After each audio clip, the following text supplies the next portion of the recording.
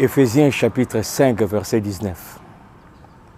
Entretenez-vous par des psaumes, par des hymnes et par des cantiques spirituels, chantant et célébrant de tout votre cœur les louanges du Seigneur. J'ai pris la caméra, partagé une petite réflexion que je suis en train de faire ce soir alors que je contemple le beau temps qu'il fait. Après des mois d'hiver, on se permet maintenant de sortir et pouvoir savourer les beaux temps. J'aime toujours, quand je suis seul comme ça, en observant la nature, méditer. C'est entretenez-vous qui retient mon attention ici. Entretenez-vous. Faites-le entre vous. Les vous ici, je pense que je comprends bien. Sinon, tu peux m'aider, bien-aimé. Je pense que les vous, c'est nous les disciples de Jésus. Oh, déjà, il commence à pleuvoir là. Je dois bouger. Entretenez-vous. C'est entre nous, les disciples de Jésus-Christ. Hein? S'entretenir, c'est parler, c'est édifier, échanger entre nous. Et dans ma réflexion, j'ai fait un constat. Il y a quelques années, j'ai dirigé une équipe de louanges dans une église. Ça fait des années.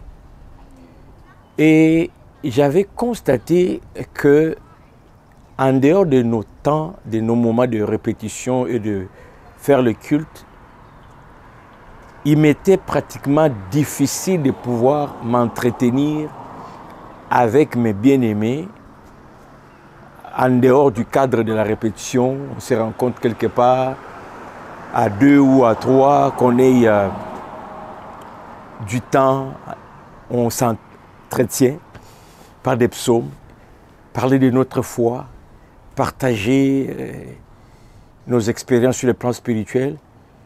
Vraiment, c'était difficile. Pourtant j'en avais envie.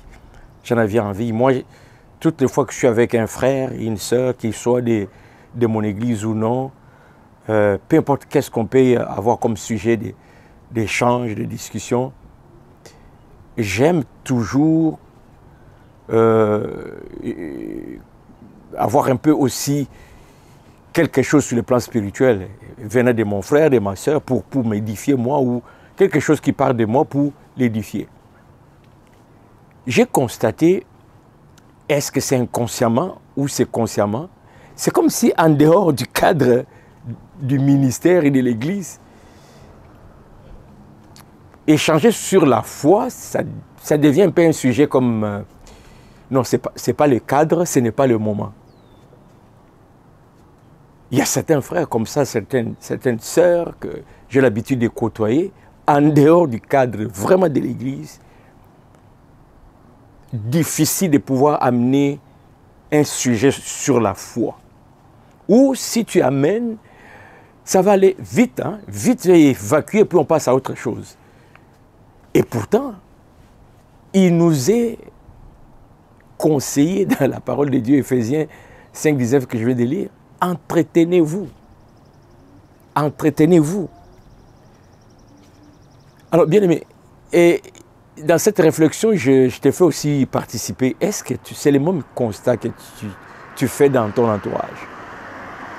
As-tu l'habitude de passer du temps avec un bien-aimé en dehors de l'église, ou un temps durant lequel vous vous exhortez par les psaumes, par les cantiques?